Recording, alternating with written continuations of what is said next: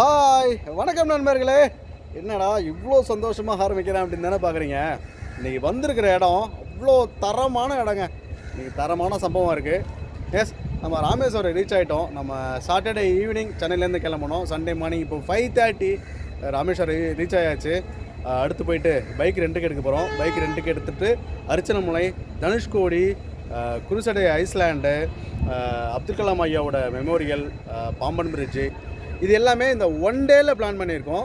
நமக்கு டைம் வந்துட்டு இப்போ 5:30, ஈவினிங் வந்து 8:30க்கு தான் ரிட்டன் ட்ரெயின். இப்படி நம்ம பைக் எடுக்கிறதுக்கு, பைக்கை விட்டுட்டு நம்ம ட்ரெயினுக்கு வரத்துக்கு அப்படின்னு எப்படி பார்த்தாலுமே நம்ம கையில் ஒரு 12 மணி நேரம் இருக்குங்க. ஸோ 12 மணி நேரம் சூப்பராக போதும். ஸோ நீங்களும் ஒன் டே தான் இங்கே சுற்றி பார்க்க வரீங்க அப்படின்னா என்னை மறக்காமல் சப்ஸ்கிரைப் பண்ணி வச்சுக்கோங்க. ஸோ இது வந்துட்டு ரொம்ப லென்த்தான வீடியோவாக இருக்கும். அதனால் நம்ம வந்து இதை பார்ட்டாக தான் அப்லோட் பண்ணுவோம். மறக்காமல் சப்ஸ்கிரைப் பண்ணி வச்சுக்கோங்க. அப்போ தான் அடுத்தடுத்த வீடியோ கண்டினியூவாக உங்களுக்கு வந்து சேரும்.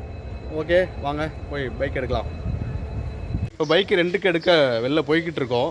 ஸோ அதுக்கு முன்னாடி இப்போது பாம்பன் பிரிட்ஜ் மேலே நம்ம அதை கிராஸ் பண்ணி வந்தோம். ஒரு 5 o'clock. அது மேலே வரும்போதெல்லாம் இல்லைங்க. 1964 வந்ததெல்லாம் கண்டுபிடி வந்து போயிடுச்சு. ஸோ நான் அதை அட்டாச் பண்ணுறேன், பார்த்துட்ருங்க. பயங்கரமாக இருக்கும். ஸோ இதே பாம்பன் பிரிட்ஜை நம்ம ஒரு ப்ரீஃப் வீடியோவாக இந்த சீரீஸில் போடுவோம். பாருங்கள்.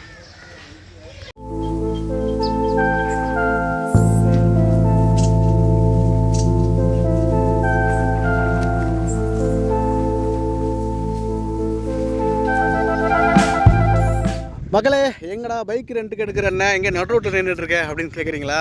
எஸ், பைக்கு ரெண்டுக்கு எடுக்கிறதுல இங்கே ஒரு சின்ன சிக்கல் இருக்குது. என்னென்னா பைக் இங்கே லீகல் கிடையாது. அதனால் இங்கே பைக் நமக்கு கிடைக்கல. அப்புறம் ஒரு நண்பருக்கு கால் பண்ணி நண்பர் மூலயமா அவரோட ஓன் பைக்கை எடுத்துகிட்டு போயிட்டுருக்கோம். ஸோ இங்கே வந்துட்டு பைக் லீகல் இல்லை, நீங்கள் பைக் பிளான் பண்ண வேண்டாம். அதை தவிர்த்து இங்கே ஷேர் ஆட்டோ, பஸ்ஸு இதெல்லாம் போய்கிட்டு இருக்குது. ஷேர் ஆட்டோ வந்துட்டு ஆளுக்கு ஏற்ற மாதிரி வாங்குறாங்க. ஒரு ஆளுக்கு 200 இல்லை ஒரு ஆளுக்கு 300 அந்த ரேஞ்சில். அவங்களே எல்லா பிளேஸையும் உங்களுக்கு வெயிட் பண்ணி சுற்றி காமிக்கிறாங்க. நான் அதை ஷேர் ஆட்டோ வரும் காமிக்கிறேன். ஸோ இப்போ நம்ம வந்துட்டு அரிச்சல் முனைக்கு ஒரு 10 கிலோமீட்டருக்கு முன்னாடி இருக்கோங்க. ஸோ இப்படி போகிற வழி ஃபுல்லாக அங்கே பாருங்களேன். வெறும் கீத்துக்கோட்டை மட்டும்தாங்க. இதாங்க வீடு.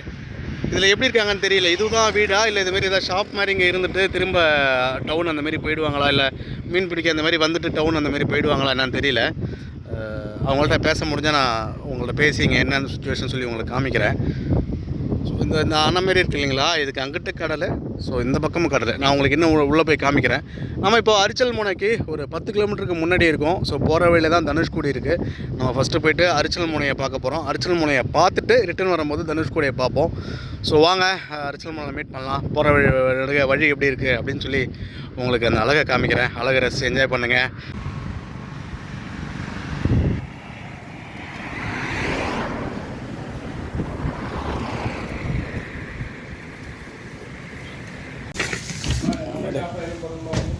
ஆம்லெட் ஆஃப் ஆயிலா? ஒரு ஆம்லெட்டா மதிய சாப்பாடுலாம் உண்டானே. மீன் இதெல்லாம் மதியம் தானே? ஒரு மீன் பொரிக்க முடியுமா? எவ்வளோ மீன்?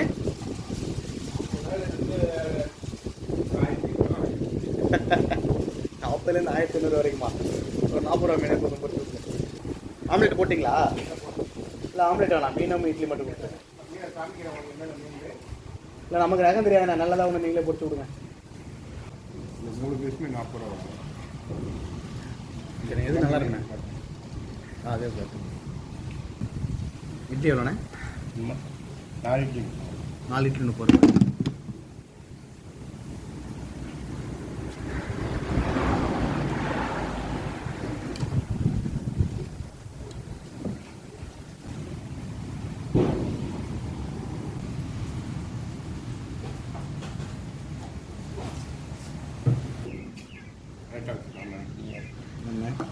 லேட்டாக வச்சுக்கலாம். பரவாயில்லண்ணே.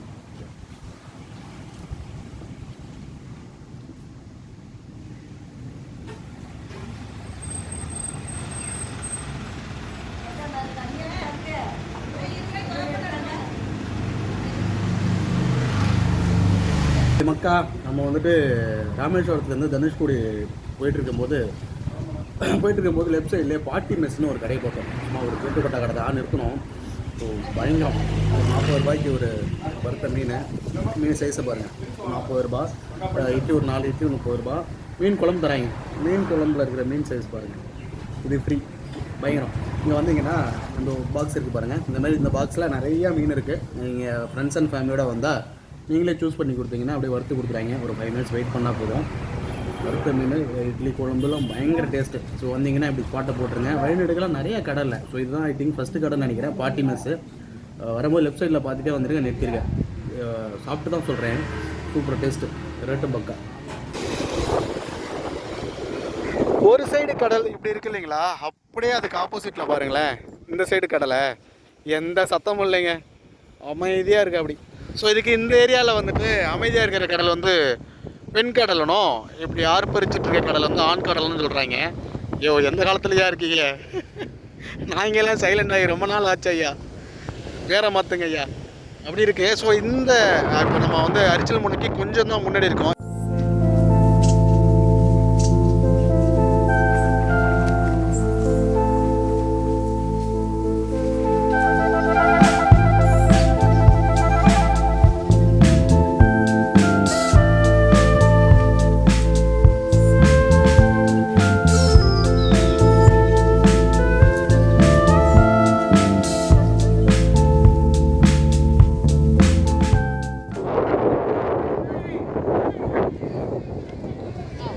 அரிச்சல் முனையை வந்து நம்ம ரீச் பண்ணியாச்சு. ஸோ அரிச்சல் முனை இன்றைக்கி சண்டே, நல்ல கூட்டங்க, பயங்கர கூட்டம். ஸோ நம்ம ஆல்ரெடி கன்னியாகுமரி போயிருப்போம். கன்னியாகுமரியில் சொன்ன மாதிரி தான் இங்கேயும் ஒரு 80% ஆஃப் பீப்புள் வந்துட்டு கேரளா, கர்நாடகா, அதர் ஸ்டேட்டு தான். ஸோ ஓகே, அப்போ சொன்ன மாதிரி தான் இப்பயும் சொல்கிறோம், மகிழ்ச்சி தான். நம்மளோட இடத்த வந்து எல்லோரும் கொண்டாடுறாங்க, வந்து அழகாக இருக்குன்னு ரசிக்கிறாங்கன்னா நமக்கு பெருமை தானே. நம்ம இந்திய எல்லையில் உள்ள ரோட்டோட எண்டு பாயிண்டில் நம்ம இருக்கோம். ஸோ இந்த இடத்துக்கு தனுஷ்கோடி பல நாள் கனவுங்க, இது பல வருட கனவுன்னு கூட சொல்லலாம். நிறைய டைம் வந்துட்டு இந்த இடத்த பார்க்கணுன்னே ஆசையாக இருக்கும். ஸோ நம்ம யூடியூப்பில் சர்ச் பண்ணி பார்த்துட்டு இருக்கிறது. ஸோ அந்த இடத்துல நம்ம இன்றைக்கி நிற்கிறோம் அப்படிங்கும்போது பயங்கர சந்தோஷம். ஸோ செம்ம ஃபீலுங்க. இந்த இடத்துல தான் வந்துட்டு 2 கடல் சேருது அப்படிங்கிறாங்க. இப்போ இந்த இடத்துல 2 கடல் சேருதுன்னா எனக்கு ஒரு டவுட் ஒன்று இருக்குது. இப்போ கன்னியாகுமரியில் வந்து 3 கடல் கூடுது. ஸோ இங்கே 2 கடல் கூடிடுச்சுன்னா இப்போது இந்த பையன் இருக்கான் இல்லையா, இந்த பையனை கிராஸ் பண்ணி எப்படி கன்னியாகுமரியில் திரும்ப போய் சேருவான்? ஓகே, எனக்கு அது புரியல, எப்படி சொல்கிறது பொய்யா இருக்காது, பட் இருந்தாலும் ஒரு டவுட்டு. ஸோ இங்கே 2 கடல் சேர்ந்துச்சுன்னா அங்கே திரும்பி எப்படி இதே 3 கடல் அங்கே சேரும். அந்த பக்கம் இருக்கிற கடலும் அதே அரேபியன் ஓஷன் தான் அங்கே கன்னியாகுமரியில் சேரணும். 3 கடல் எப்படி சேரும்? ஸோ உங்களுக்கு ஏதாவது இதில் ஐடியா இருந்துச்சுன்னா கமெண்டில் சொல்லுங்கள். ஸோ வாங்க, உள்ளே வந்துட்டு உள்ளே யாரையும் அலோவ் பண்ணல, ஆனால் கிட்ட போய்ட்டு எல்லாம் ஃபோட்டோ எடுத்துகிட்டு இருக்காங்க. நான் உங்களுக்கு கடல் பக்கமாக போய் காமிக்கிறேன் வாங்க. அந்த 2 கடல் சேர்ற மேட்ரு உண்மை தான் போலங்க. அப்படியே அந்த ரைட் சைடில் பாருங்களேன், ஜனங்கள்லாம் நிறையா நிற்கிறாங்கல்ல, அந்த சைடு பாருங்கள், அலை எப்படி அடிக்குதுன்னு பயங்கர ஆக்ரோஷமாக இருக்கா. அப்படியே இந்த பக்கம் லெஃப்ட்டில் பாருங்கள், இந்த பையன் எவ்வளோ சைலண்டாக இருக்கா பாருங்கள். ஆனால் ஆழம் அதிகங்க, உங்களுக்கு காமிக்கிறேன் பாருங்களேன்.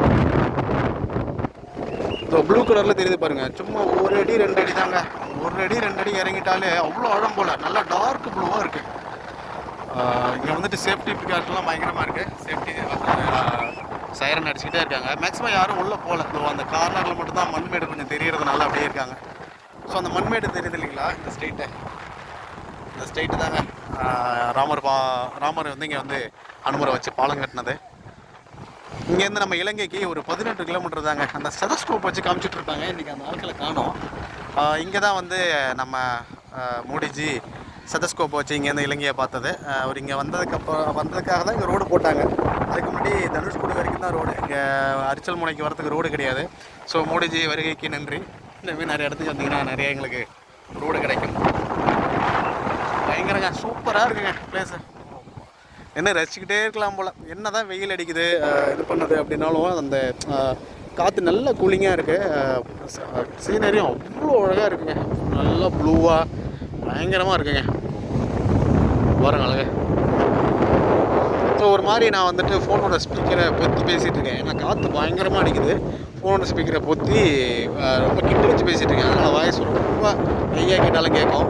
ஸோ வாய்ஸ் ரொம்ப டிஸ்டர்பன்ஸாக இருந்தால் மன்னிக்கணும். இந்த ரோப் கட்டிருக்காங்க பார்த்தீங்களா? இந்த ரோப்பு அதை அப்படியே சுற்றி கட்டியிருக்காங்க. அந்த இதுலேயும் கட்டியிருக்காங்க. இந்த ரோப்பில் இந்த இடம் மட்டும் கொஞ்சம் கேப் விட்டுருக்காங்க. ஸோ இங்கே மட்டும் கொஞ்சம் மணல் மேடு இருக்குது. நம்ம சேஃப்டிக்கு சுற்றி ஆளுங்க பாருங்கள் ஃபாலோ பண்ணிட்டே இருக்காங்க. இந்த இடத்துக்கு மட்டும் கொஞ்சம் உள்ளே போயிட்டு காலை நினச்சிட்டு வந்துடலாம்.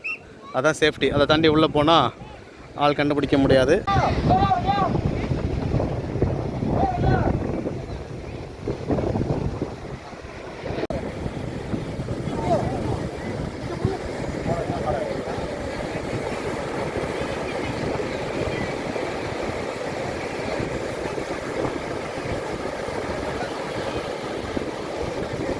இந்தியா ரோடு எண்டு பாயிண்டோட இந்த எபிசோடு 1 முடிச்சுக்கிறோம்.